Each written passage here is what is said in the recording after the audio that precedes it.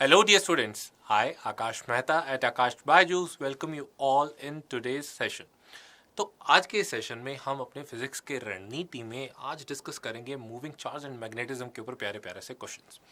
तो जो बच्चे हमारे साथ नए जुड़ रहे हैं उनके लिए just to inform them that and you have the opportunity to have up to 100% scholarship in Aakash Byju's year long classroom programmes. इसके अलावा इसके थ्रू आप बहुत सारे कैश रिवॉर्ड्स गेन कर सकते हैं। You can have your all India rank also, or you can have a visit to NASA at an all paid trip। ठीक है, और ऑनलाइन रजिस्ट्रेशन बिल्कुल फ्री है। ऑनलाइन ऑफलाइन आप दोनों स्लॉट्स में दोनों तरह के तरीके से आप इस एग्जाम को दे सकते हैं in the slot of your own convenience. Registration बिल्कुल फ्री ऑफ कॉस्ट है। Okay, so with this video in the description you would be having a link so that आप वहाँ पे अपनी फीडबैक, यहाँ पे कंटेंट पे जो कंटेंट यहाँ पे चैनल पे जो कंटेंट अपलोड हो रहा है उसके बारे में आपकी क्या फीडबैक है, क्या राय है, आप इस फॉर्म पे, इस लिंक पे जाके जो आपको वीडियो के डिस्क्रिप्शन में अवेलेबल होगा वहाँ पे जाके आप अपनी फीडबैक दे सकते हैं। सो अगेन, जो बच्चे अभी तक नए हैं, नहीं चैनल को सब्सक्राइब किए हैं या टेलीग्राम चैनल को नहीं अब तक ज्वाइन किए हैं, please join the Telegram channel and do subscribe the channel at YouTube also, ताकि आपको चैनल पे आने वाले ब्यूटीफुल कंटेंट के नोटिफिकेशंस एकदम टाइम पे पहुंचते रहे। और अपने दोस्तों के साथ मैक्सिमम शेयर कीजिए and do like the videos also. ठीक है, चलो तो आज के सेशन की शुरुआत करते हैं हम अपने फर्स्ट क्वेश्चन पे, the magnetism, the chapter that we are going to start today and the questions that we are having from that chapter. तो पहला क्वेश्चन ये बोल रहा है कि भाई हीलियम न्यूक्लियस, हीलियम का nucleus which is having the charge of 2 protons, it makes a full rotation in a circle of radius 0.8 meter in 2 seconds। ठीक है, एक न्यूक्लियस है हीलियम का जो कि 0.8 मीटर के सर्कल में 2 सेकंड में रोटेशन कर रहा है। And we are suppose to find the value of magnetic field at the centre of the circle due to this rotation of the helium nucleus. तो यहाँ पे आज के सेशन में अप्रोच कैसे होगी कि हम यहाँ पे सॉल्व कर रहे होंगे questions and you should be solving along with us. ठीक है, and later on we will see what is the actual answer from the given options. तो नाउ हीलियम न्यूक्लियस, उसके ऊपर चार्ज कितना होगा 2e, बिकॉज 2 प्रोटॉन है वहाँ पे न्यूक्लियस के अंदर। So that 2e would be equal to 2 into 1.6 into 10⁻19 coulomb. ठीक है, अब इतना चार्ज लेके हम 0.8 मीटर के रेडियस के सर्कल में 2 सेकंड में ट्रेवल कर जाते हैं। दैट मीन्स एक सर्कल 2 सेकंड में कंप्लीट होता है। तो एक सर्कल के जिस भी सर्कल में मूव कर रहे हैं उस सर्कल के एक पॉइंट से क्रॉस होने में दोबारा कब क्रॉस होंगे 2 सेकंड के बाद, मतलब 2 सेकंड के बाद इस पॉइंट से हम क्रॉस हो रहे होंगे क्योंकि सर्कल पूरा 2 सेकंड में हो रहा है। तो अगर मैं बोलूँ कि through any cross section of the circle पर यूनिट टाइम कितना चार्ज फ्लो हो रहा होगा, that means Q divided by T I'm interested to calculate। and what is that definition? Charge flowing through any cross section per unit time, that is the definition of current itself। तो Q by T here would be equal to 2 into 1.6 to 10⁻19 divided by the time that we are taking, that is 2 seconds। so 1.6 into 10⁻19 ampere equivalent current is flowing because of the motion of this helium nucleus. अब हमें ये पता करना है कि magnetic field कितना induce हो गया इस करंट की वजह से eight the centre of the circle. तो सेंटर ऑफ द सर्कल पे अगर एक कॉइल है जिसके थ्रू करंट आई फ्लो कर रहा है तो उसके सेंटर पे मैग्नेटिक फील्ड का फॉर्मूला क्या होता है, mu naught I upon 2r। so this is the formula of the magnetic field at the center of the coil which is carrying current I and the coil is having the radius r। अब यहाँ पे mu naught into I की जगह पे क्या रखेंगे 1.6 into 10⁻19 divided by 2 into r which is nothing but 0.8 meters, है ना। so it would give us the value of magnetic field at the center of the circle। और इसको कैलकुलेट करोगे तो 0.8 into 2 1.6 that would get cancelled out and mu naught into 10⁻19 Tesla would give us the value of magnetic field at the center of the circular path of the helium nucleus। तो भाई option B would become the correct option to mark here. तो चलो next question की ओर move करते हैं। अब this second question, it is saying that there is a solenoid here in the diagram and we are supposed to determine the strength of the magnetic field at point P। here is the point P in the diagram also shown inside the solenoid। ठीक है, now if the number of turns per unit length at the solenoid are 500 and the current is 0.5 ampere, तो हमें magnetic field बताना है कि point P पे कितना होगा अगर टर्न्स पर यूनिट लेंथ 500 है और करंट सोलेनॉइड के थ्रू कितना फ्लो हो रहा है 0.5 एम्पियर। तो ये हमें गिवन डाटा है और इस गिवन डाटा के बेसिस पे हमें इस क्वेश्चन को सॉल्व करना। So what are the given quantities here? N it is 500, I it is 0.5 ampere and the point P, location of point P is कि वो 60 डिग्री एंगल बना रहा है एंड पॉइंट्स पे और 30 डिग्री एंगल बना रहा है एंड पॉइंट्स ऑफ सोलेनॉइड के साथ। अब इस सिचुएशन में what is the formula that we are going to use for calculation of the magnetic field at point P? तो magnetic field would be mu naught Ni into cos of theta 1 plus cos of theta 2 and whole thing divided by 2. This would give me the magnetic field at point P in the solenoid, where theta 1 is 30 degree and theta 2 is 60 degree here. So just to rewrite the whole given stuff again, number of turns per unit length is 500, current that is flowing is 0.5 ampere, theta 1 is 30 degree, theta 2 is 60 degree, and the formula that we are going to use for finding the magnetic field at point P on the axis of the solenoid of a finite solenoid, it is mu naught Ni upon 2 cos theta 1 plus cos theta 2. तो I hope you would remember this formula, है ना? तो इस फॉर्मूले में बस अब हमें वैल्यू ही तो सब्सटीट्यूट करनी है, rest all will be taken care of by our calculation. तो again B would become equal to mu naught N, that is 500, into I, that is 0.5, divided by 2 into cos theta 1. What is cos theta 1? Cos of 30 degree. What is cos of 30 degree? Root 3 upon 2. So root 3 upon 2 plus 1 upon 2, which is from cos theta 2. So root 3 plus 1 upon 2. That would give me the value of the magnetic field here. So again, just to rewrite, it would be mu naught into 0.5 into 500. It would be 250 into 1 plus root 3, that is 2.73, divided by 4.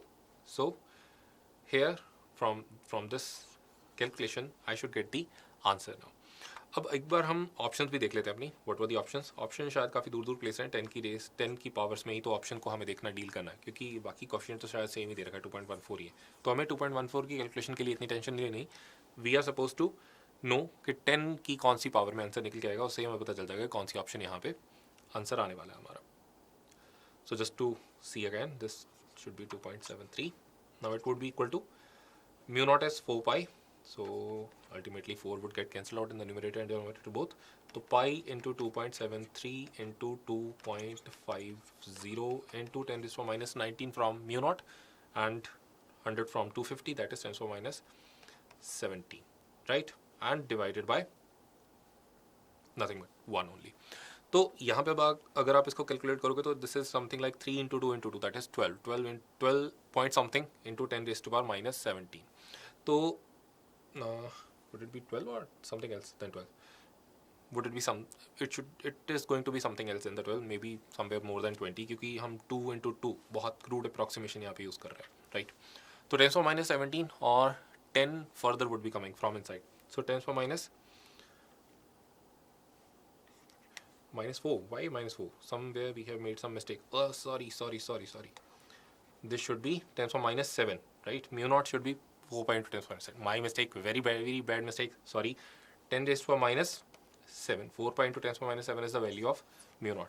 So 10 to minus 7 or further 100 coming from 250, that is 10 to minus 5. और ये 10 raised to minus 5 को reduce करोगे through another 10 factor that would be coming out of the calculation, you would get the value 10 to minus 4. ठीक है, तो 2.14 into 10 to minus 4 is going to be our answer. That is option B is going to be a correct option to mark. तो I hope it would be a correct answer from your side also. तो ठीक है, जैसे otherwise भी अगर नहीं था correct तो आपको कैलकुलेशन का पता चल गया होगा कि how to move with the calculation है. So 2.14 into 10 to minus 4 would be giving us the correct answer. ठीक है, चलिए थर्ड क्वेश्चन की ओर मूव करते हैं. Now this third question it is saying कि वैल्यू हमें बतानी है path integral b dot d L की over the loop L2. Where is the loop L2? Here we have this loop L2 as shown in the figure.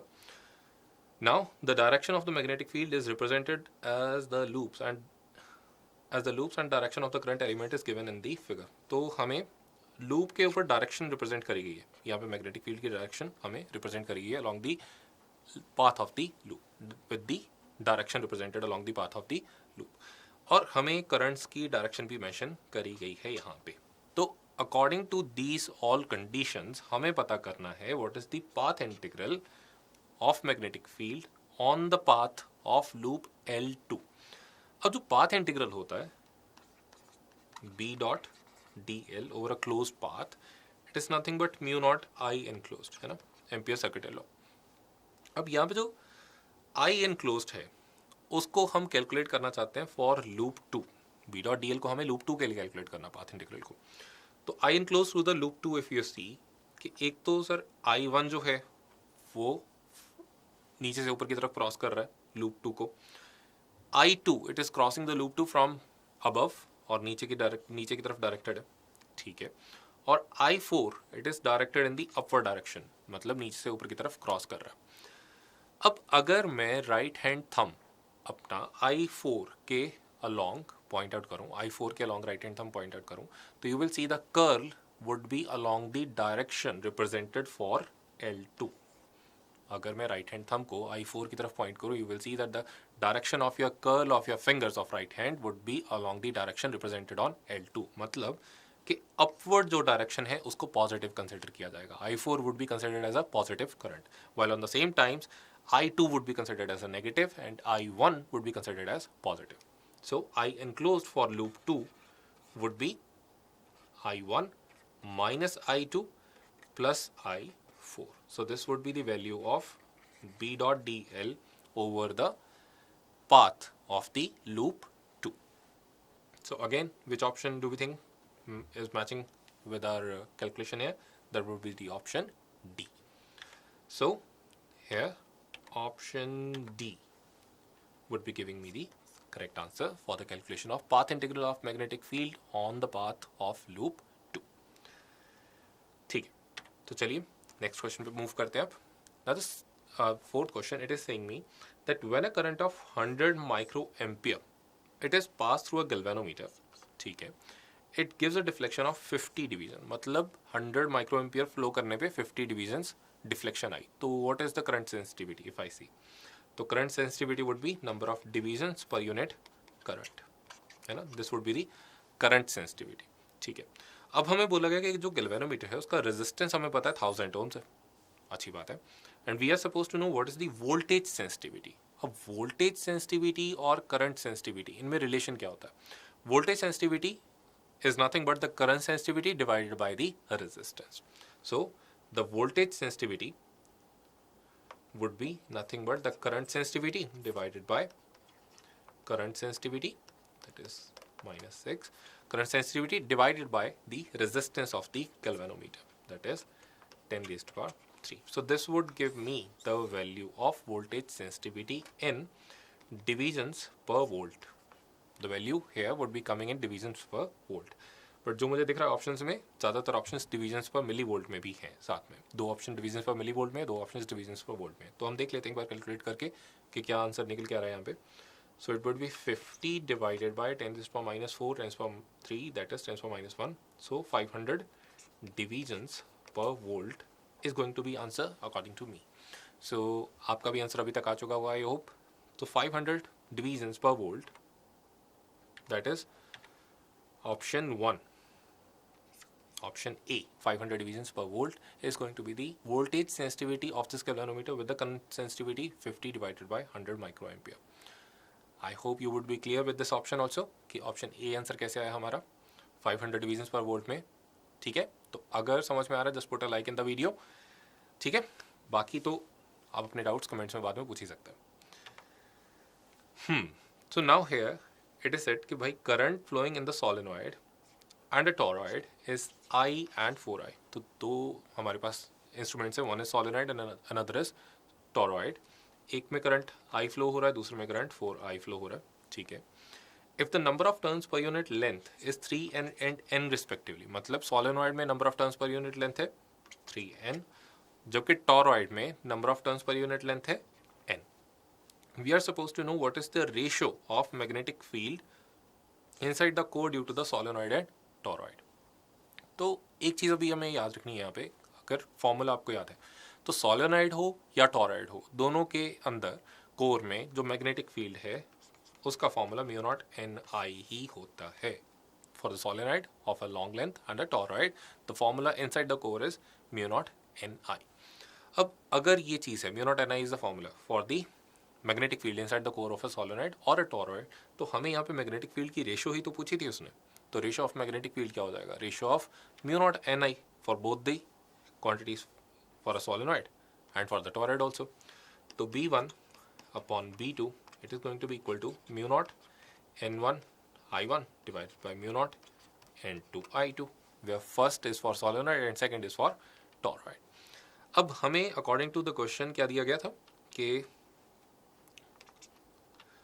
mu naught तो cancel हो जाएगा यहाँ पे. N1 was given to us as 3N, current was I. N2 was given to us as N, that is the number of turns per unit length on the toroid, and the current given to us was 4I.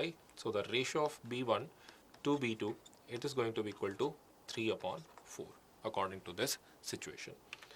So B solenoid to B toroid is 3:4 और question के लिए हमारा answer रहेगा option B.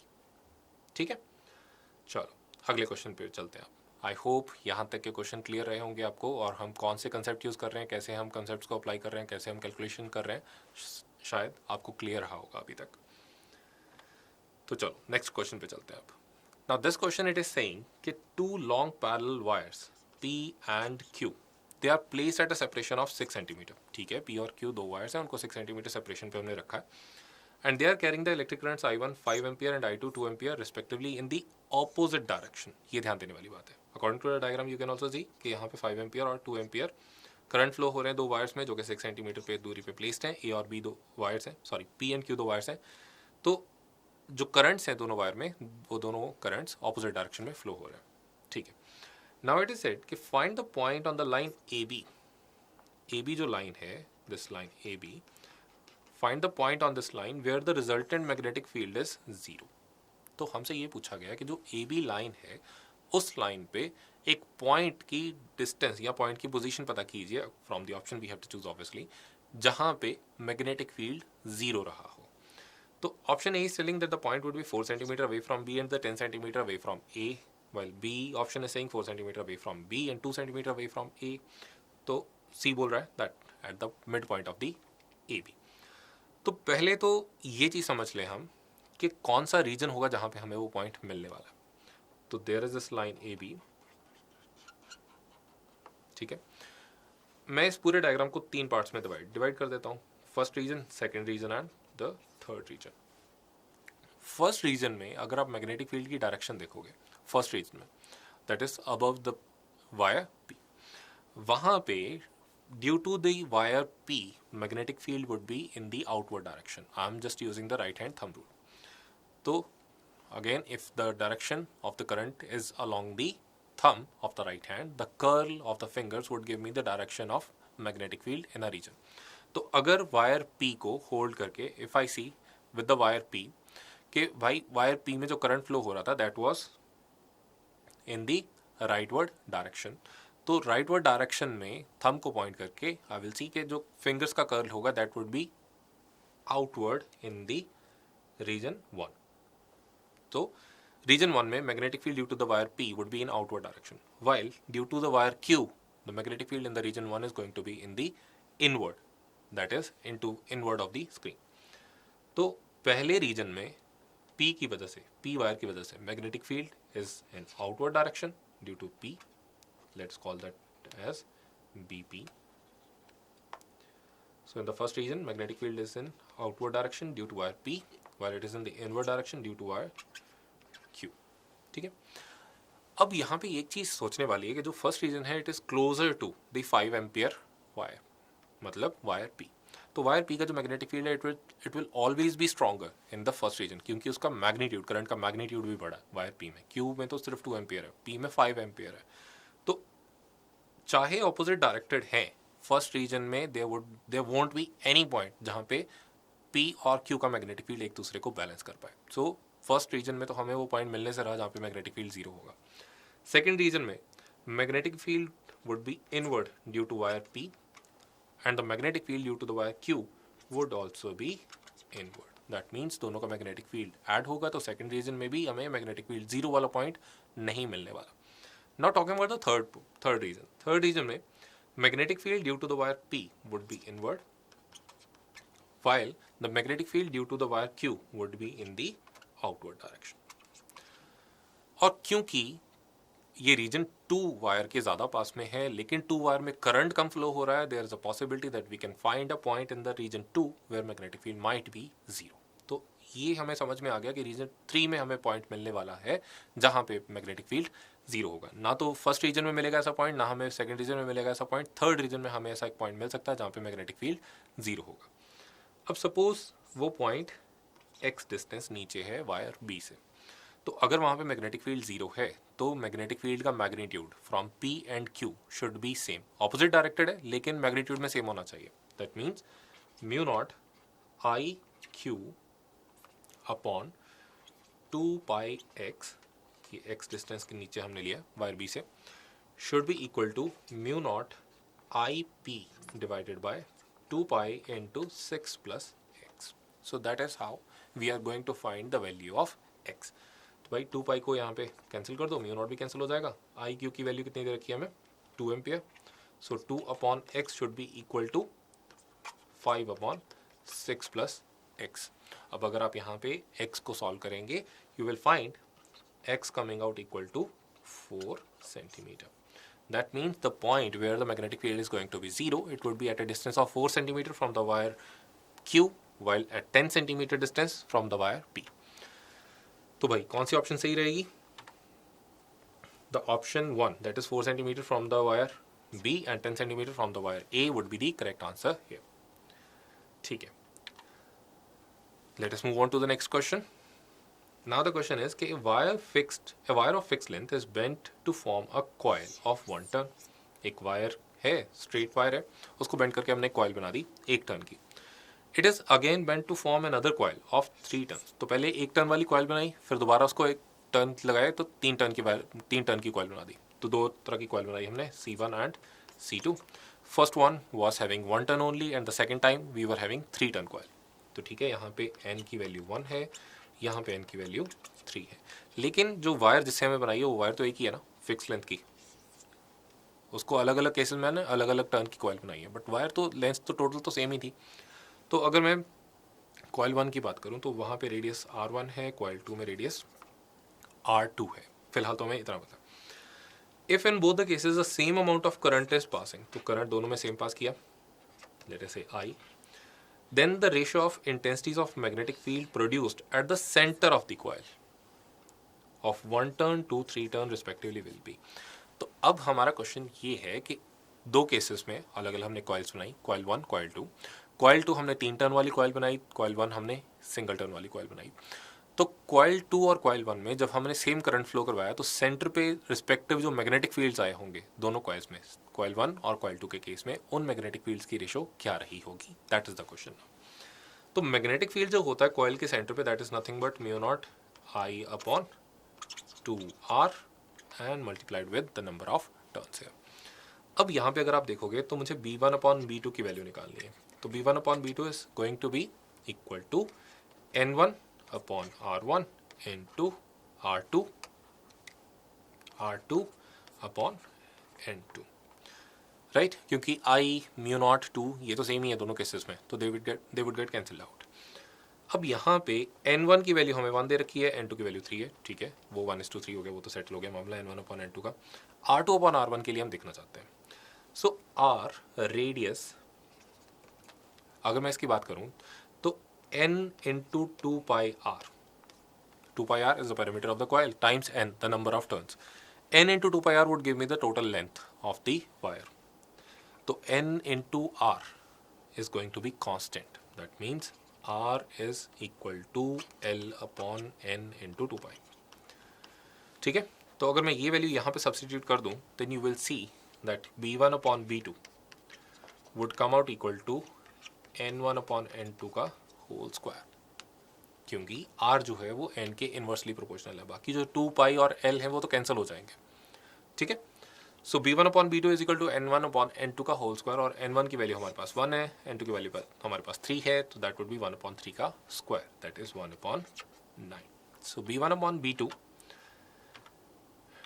It is going to be equal to 1/9. तो एक term जिसके एक coil जिसका एक ही टर्न था और दूसरी कॉइल जिसके 3 टर्न थे बट सेम लेंथ की वायर से ही बनाई गई थी, वो भी उनके जो सेंटर होंगे वहाँ पे जो मैग्नेटिक फील्ड की रेशियो निकल के आएगी after flowing the same current would be 1:9. So with that option C should be the correct answer है. ठीक है, तो आई होप समझ में आ रहा होगा आपको यहाँ पे कि कैसे हम कैलकुलेशन कर रहे हैं, कैसे हम कंसेप्ट को अप्लाई कर रहे हैं और कैसे हम अल्टीमेटली ऑप्शंस भी मार्क कर रहे हैं विद आवर कैलकुलेशन. चलो अगले क्वेश्चन पे चलते हैं आप. Now the question is saying that we have a proton, a deuteron and an alpha particle. ठीक है, and they are accelerated through the same potential difference from rest. तो इसका मतलब ये हुआ कि पोटेंशियल डिफरेंस v सबके लिए सेम है जिसके थ्रू मैंने एक्सेलरेट किया इन पार्टिकल्स को. तो उस पोटेंशियल डिफरेंस से एक्सेलरेशन के बाद कितना वर्क हुआ होगा उन पे, that is equal to QV. v potential difference के क्रॉस अगर मैं q चार्ज के पार्टिकल को एक्सेलरेट करता हूँ तो QV उस चार्ज पे वर्क होता है. Now after that they enter a region of uniform magnetic field. अच्छी बात है. Moving at right angles to it. ठीक है, तो जिस भी मैग्नेटिक फील्ड में इंट्रोड्यूस करवाए जाते हैं वो मैग्नेटिक फील्ड वेलोसिटी के परपेंडिकुलर होता है. What is the ratio of their kinetic energies. ओ सीधा सीधा ही पूछ लिया, काइनेटिक एनर्जी की रेशियो बताइए. अब जो यूनिफॉर्म मैग्नेटिक फील्ड है वहाँ पे आप वेलोसिटी v के साथ अगर इंट्रोड्यूस कर दो एक पार्टिकल को, तो हमें पता है कि जो मैग्नेटिक फील्ड है वो कभी भी चार्ज पार्टिकल के ऊपर वर्क नहीं करता है ना. तो अगर वर्क नहीं करता that means magnetic field won't be changing the kinetic energy of these particles. तो जो भी काइनेटिक एनर्जी के साथ ये पार्टिकल्स पहले इंट्रोड्यूस किए गए होंगे मैग्नेटिक फील्ड में, उसी काइनेटिक एनर्जी के साथ ये पार्टिकल मूव करते रहेंगे. और काइनेटिक एनर्जी कितनी रही होगी इन पार्टिकल्स की, it would be nothing but the work done on these particles, that is q into v. तो kinetic energy of proton would be equal to q proton into v. ठीक है, kinetic energy of neutron would be equal to q neutron into v, and kinetic energy of alpha particle would be q, that is charge on the alpha particle, into v. और मुझे इन तीनों की ratio ही तो find करनी है. तो ratio कितनी होगी, that would be qp to qd to Q alpha. यही तो रेशो निकल के आएगी काइनेटिक एनर्जी की. अब अगर प्रोटॉन की बात करो उसके ऊपर मैं अगर चार्ज 1 यूनिट मान लूँ, then the charge on the neutron is also 1 unit. It is just one proton and 2 neutrons. और अल्फा पार्टिकल के ऊपर the charge would be 2 units. 2 proton होते हैं, 2 न्यूट्रॉन होते हैं उसमें. So 1:1:2 is the ratio of the charges of these particles, and that would also be the ratio of their kinetic energies. तो क्योंकि क्वेश्चन में मुझे काइनेटिक एनर्जी की रेशो ही पूछी गई थी पार्टिकल्स की, तो with option A that would be 1:1:2. So option A is going to be the correct option to mark here. चलो आई होप क्लियर हो रहा होगा आप लोगों को भी कि कैसे सॉल्यूशन कर रहे हैं, और आपके भी यही आंसर आ रहे होंगे जब जैसे जैसे आप कैलकुलेशन कर रहे होंगे हमारे साथ. तो चलिए आगे बढ़ते हैं अगले क्वेश्चन पे. Now this question here, it is saying that a proton of charge 1.6 into 10⁻⁻19 coulomb, तो चार्ज हमें दे रखा है 1.6 into 10⁻⁻19 coulomb गिवन है, बट अगर नहीं भी गिवन होता तो भी हम इतना ही मानते. और मास 1.67 into 10⁻27 kg. This is mass of the proton. Charge is 1.6 into 10⁻19 coulomb. Now this proton, it is shot with the speed of 8 into 10 raised to power 6. 8 into 10 raised to power 6 meter per second is the velocity with which the proton is shot at an angle of 30 degree with x-axis. x-axis पे इतना angle बनाते हुए, so suppose this is x-axis, तो x-axis के साथ 30 degree angle बनाते हुए हमने प्रोटॉन को फेंका. ठीक है. Now a uniform magnetic field B is equal to 0.3 Tesla. Magnetic field B equal to 0.3 Tesla. It is available in the space along the x-axis. तो मैग्नेटिक फील्ड तो भाई एक्स एक्सिस के अलॉन्ग है, जबकि velocity v vector 30 degree angle बना रहा है magnetic field b के साथ. अब हमें पूछा गया कि find the radius of the helical path followed by the proton. अब जो हेलिकल पाथ का रेडियस होता है that is nothing but mv sin theta divided by qb. Here theta is the angle between the velocity vector and the magnetic field vector. तो मास की value 1.67 into 10⁻⁻19 27 kg. Velocity, it is 8 into 10 raised to power 6 meter per second. Sine theta, that is sine of 30 degree, it would be equal to 1 upon 2. And with what we have to divide? Q into B. What is Q? 1.6 into 10 to the power minus 19 into B. B is 0.3 Tesla. 0.3. Okay. So those values we have to calculate now. अच्छा, तो यहाँ पे मुझे दिख रहा है option थोड़ी सी दूर पड़ी हुई हैं, तो थोड़ी सी अप्रॉक्सीमेशन मान लेते हैं. सो 1.6 can be taken out with 1.67 है. ठीक है. और हमें रेडियस तो बताना, तो radius m p sine theta by q B, that is fine. Formula हमने सही लगाया यहाँ पे. Other than that, this 3 into 0.2, this would give me 0.6. 0.8 divided by 0.6 would be somewhere, what is 8 divided by 0.6? That would be somewhere 4 by 3. 4 by 3 is 1.333. So 1.3. 8 by 6 is 1.3. So 8 upon 0.6, it would be 13 point something. So 13.33, let us say, into 10 raised to power. Now 10 raised to power would be minus 27 and 6, that is minus 21. Minus 21 and minus 19 below, that is minus 2. So 13.33 into 10 to the power minus 2, that would be somewhere close to 0.133 and so on. So 0.133, my answer should be near about that. अगर अब आप options में देखोगे, then option B 0.133 is going to be closer to 0.139. तो इसका मतलब option B है, that is 0.139 is going to be the correct answer. ठीक है. तो इससे अब आपको ये भी समझ में आ गया होगा कि भाई जब ऑप्शन सामने है तो एक बार ऑप्शंस को भी थोड़ा देख लिया करो कि ऑप्शंस अगर दूर दूर रिलेटिवली प्लेस्ड हैं तो हम अप्रॉक्सीमेशंस यूज़ कर सकते हैं कुछ हद तक, और क्योंकि अप्रॉक्सीमेशंस करने से हमारी कैलकुलेशन ईजी हो जाती है. अदरवाइज यहाँ पे जो वैल्यूज़ दी हुई थी, अगर इन वैल्यूज़ को मैं सारे को एकदम एग्जैक्टली कैलकुलेट करने जाऊँगा तो literally I would be needing calculator कि भाई इसको तो मैं टाइम वेस्ट नहीं करूँगा फिर मैं इस कैलकुलेशन को करने के लिए. ठीक है. अगर मैं अप्रॉक्सीमेशन यूज़ कर सकता हूँ, ऑप्शन मेरी थोड़ी दूर दूर प्लेस्ड है, तो मैं यूज़ करूँ, बेटर है वो. टाइम मेरा सेव होगा, मैं किसी और क्वेश्चन में टाइम इन्वेस्ट कर लूँगा वही. ठीक. चलो, तो now moving on to our next question है. Now this question is saying कि which of the following is correct for mass spectroscopy. तो मास स्पेक्ट्रोस्कोपी क्या चीज़ होती है? Mass spectroscopy is nothing but a science, technique by which we segregate the particles, multiple particles present in a beam of the particles. तो अगर एक beam है charge particles की, उसको हम अगर उसमें से अगर कोई पर्टिकुलर वेलोसिटी का पार्टिकल बाहर निकालना चाहते हैं, कोई पर्टिकुलर पार्टिकल को हम अटेन करना चाहते हैं, तो उस पार्टिकल को सेपरेट करने की, बाकी बीम के पार्टिकल से एक पर्टिकुलर पार्टिकल को सेपरेट करने की ये टेक्निक है. ठीक है. Which is called mass spectroscopy. अब मास स्पेक्ट्रोस्कोपी में क्या होता है, depending upon E and B, electric field और मैग्नेटिक फील्ड हम ऐसे एडजस्ट करते हैं कि हमें पर्टिकुलर वेलोसिटी के पार्टिकल वहाँ पे मिल जाए.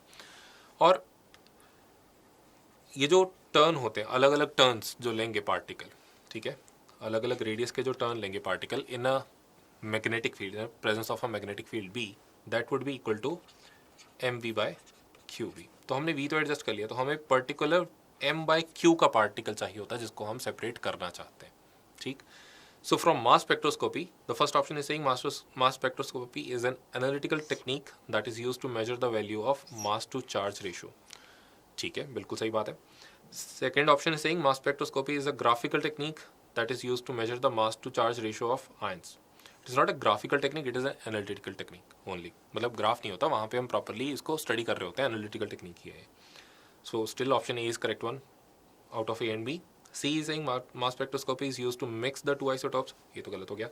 D option, using mass spectroscopy one can easily compare the radius of the isotopes having different charges and different masses. ठीक है. नहीं, हमें तो charge, mass to charge ratio को ही आयंस की मेजर करना होता है यहाँ पे, depending upon the radius they are taking. ठीक है. So mass spectroscopy is an analytical technique by which we study the mass to charge ratio of the ions depending upon the calculation of the radii that they are taking in the magnetic field. Okay. ठीक है. So A option here. Okay, A option, that mass spectroscopy is an analytical technique to measure the mass to charge ratio. ये correct है। हम segregate नहीं कर रहे हम यहाँ पे पार्टिकल्स को, हम यहाँ पे पार्टिकल्स के मास टू चार्ज रेशियो की वैल्यू फाइंड आउट करने की कोशिश कर रहे हैं depending upon the value of their radii in the particular magnetic field. ठीक है, चलो नेक्स्ट क्वेश्चन पे आते हैं।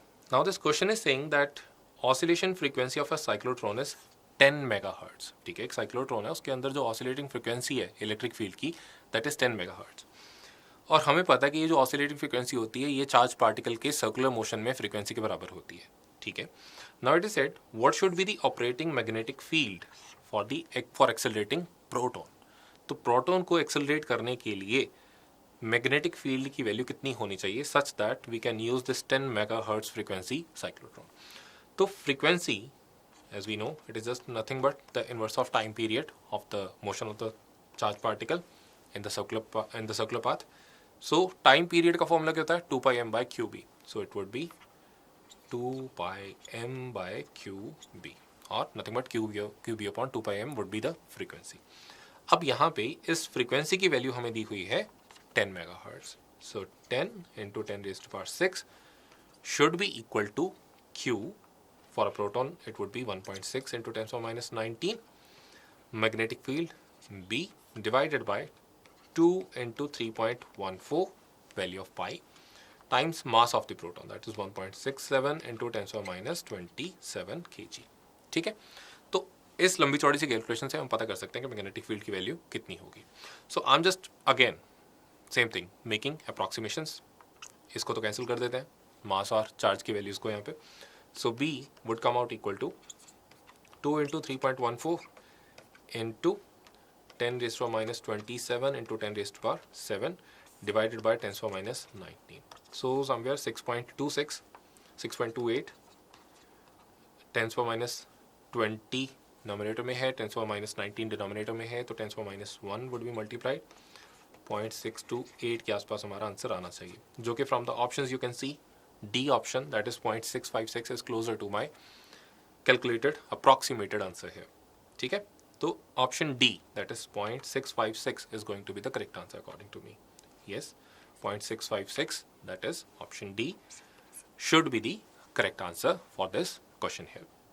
तो चलिए next question पे चलते हैं अब। Now this question here it is saying कि एक rod है length L की, okay, having a uniform distributed charge Q. Okay, एक रॉड है लेंथ एल की जिसके ऊपर Q charge uniformly Q charge is uniformly placed along the length of this rod. Now this is rotated about one and with a constant frequency F. तो हमें ये पता करना है कि मैग्नेटिक मोमेंट कितना है इस रॉड का। तो अगर आपको कंसेप्ट याद हो कि जो मैग्नेटिक मोमेंट होता है और जो एंगुलर मोमेंटम होता है for uniformly charge and uniformly mass distributed हो जिस रॉड पे, जिस बॉडी पे, उसके लिए m to l की ratio is nothing but q upon 2m. This is a fixed ratio for a body with uniform mass distribution and uniform charge placement. तो अब अगर ऐसा केस है तो यहाँ पे हम m की वैल्यू यहाँ से निकाल सकते हैं, because m would be equal to q upon 2m into angular momentum L, which is nothing but I omega. I about this axis here, if m is the mass of the rod, it would be q upon 2m. और I की value हमें पता है for the rod जिसको हम उसके एक and के थ्रू घुमा रहे हैं, that is ml square upon 3. So ml square upon 3 into omega. So यहाँ पे क्या m कैंसिल हो गया, so it would be q l square upon 3 into 2, that is 6 into omega. तो ये चीज़ निकल के आ गई हमारे पास यहाँ तक। This is the magnetic moment. But अगर आप अब क्वेश्चन में देखोगे तो क्वेश्चन में फ्रीक्वेंसी यूज़ करी गई है, ओमेगा यूज़ नहीं किया गया फॉर दी ऑप्शंस। तो फ्रीक्वेंसी और ओमेगा में क्या रिलेशन है, omega is nothing but 2 pi F. तो अगर मैं इस रिलेशन का यूज़ कर लूँ तो this form here of m would be reduce down to q l square upon 6 into 2 pi f, that is q l square f pi divided by 3. So q l square f pi divided by 3. Again, let me write it clearly. q l f square pi divided by 3 would be the magnetic moment of this rod here. ठीक है, तो ये relation अगर आपको याद था, you could have easily calculated this answer. तो जो कि हमारा according to option B should be the correct answer. So option B, that is Q L square F pi upon 3. Option B should be the correct option to mark. So I hope आपको समझ में आया होगा हमने कौन सा formula use करा, उसको कैसे अप्लाई किया, हमने एंगुलर मोमेंटम की वैल्यू कैसे निकाली है, हमने कौन सा मोमेंट ऑफ इनर्शिया यूज़ किया, हमने कौन सी एक्सिस यूज़ करी थी क्वेश्चन के लिए. तो वो चीज़ें सब आपको इस क्वेश्चन में क्लियर रही होंगी, आई होप सो. ठीक है, और एंड आई होप कि मेरे क्वेश्चन में सोल्यूशन निकालने से पहले आपने भी सोल्यूशन निकाल ही लिया होगा इसका करेक्ट. तो चलिए नेक्स्ट क्वेश्चन पे अब मूव करते हैं.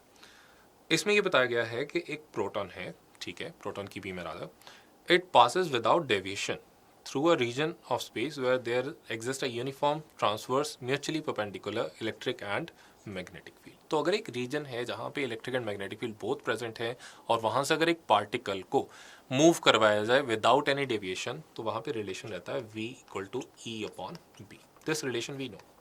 ठीक है, तो यहाँ पे e अपॉन बी की वैल्यू कितनी रही होगी फिर?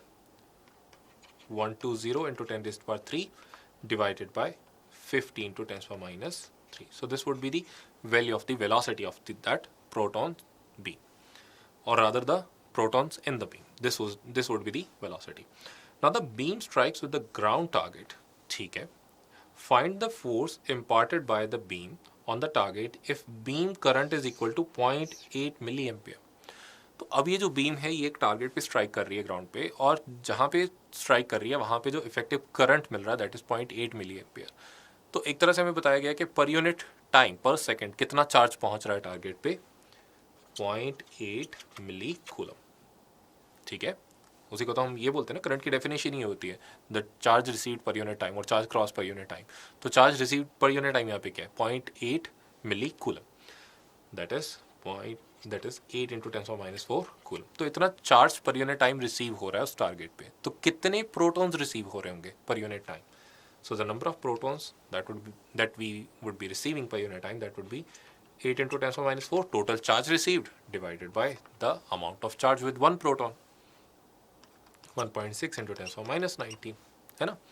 So this would be equal to 10 raised to power, it can be written as 8 upon 16 into 10 raised to power minus 20 minus 4, that is 10 raised to power 16. तो इतने प्रोटॉन्स तो आप भेज रहे हो टारगेट पे. एक प्रोटॉन के पास वेलोसिटी क्या है? वो है 12 into 10 raised to power 12 upon 5 into 10 raised to power 314 and 4 and 3, not 3, 314 4, अच्छा जीरो तो कैंसिल ही होगा ना, उसको कैंसिल ही कर लेते हैं. तो 3 and 3 6 only. So 12 upon 5 into 10 raised to power 6, इतनी तो वेलोसिटी है एक प्रोटॉन के पास. सेकेंड थिंग, कितने प्रोटॉन हैं? इतने प्रोटॉन्स हैं. 8 upon 16 into 10 power 16, इतने तो प्रोटॉन्स आपने भेज दिए पर सेकेंड. अब एक प्रोटॉन का मास क्या है? 1.67 into 10 to the minus 27 kg. तो अब हमसे पूछा गया कि भाई फोर्स बताइए कितनी लगी होगी टारगेट पे. तो अब तक हमारे पास क्या क्या इन्फॉर्मेशन निकल के आ गई है? एक तो हमें पता चल गया कि कितने मास का प्रोटॉन है, ये तो पता ही है. कितने नंबर ऑफ प्रोटॉन स्ट्राइक कर रहे हैं पर यूनिट टाइम, ये भी पता है. कितनी वेलोसिटी के साथ स्ट्राइक कर रहे हैं, ये भी हमें पता है. तो बस अब बचा क्या? यही तो बताना कि कितनी फोर्स इम्पार्ट हुई होगी टारगेट पे. ठीक है, so that would be the number of the momentum coming per unit time. What is the momentum coming per unit time? Number of protons into their mass into their velocity. This is the momentum incident per unit time, or effectively the force experienced by the target. So N is 8 upon 16 into 10 to the power 16. M is 1.67 into 10 to the minus 27.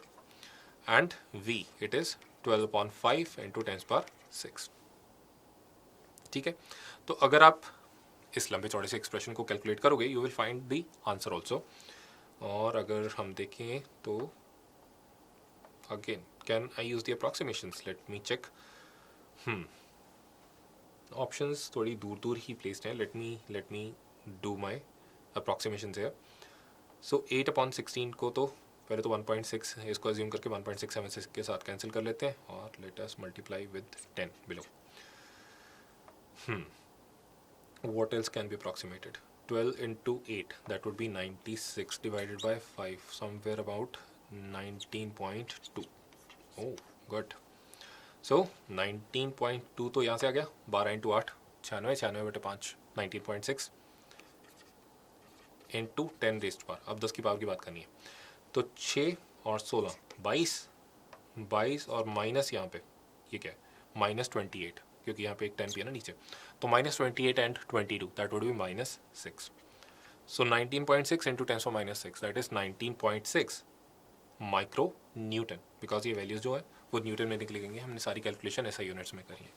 So the force experienced by the target due to the beam of the proton would be 19.6 into 10⁻⁶ newton या 19.6 micro newton. ठीक है, तो answer would be not 19.6, sorry my mistake था, 19.2 it was, है ना, 96/5 किया था, तो 19.2 micro Newton, that is option B is going to be the correct answer. So with that we are at the end of the session. Stay positive, work hard and make it happen. Thank you.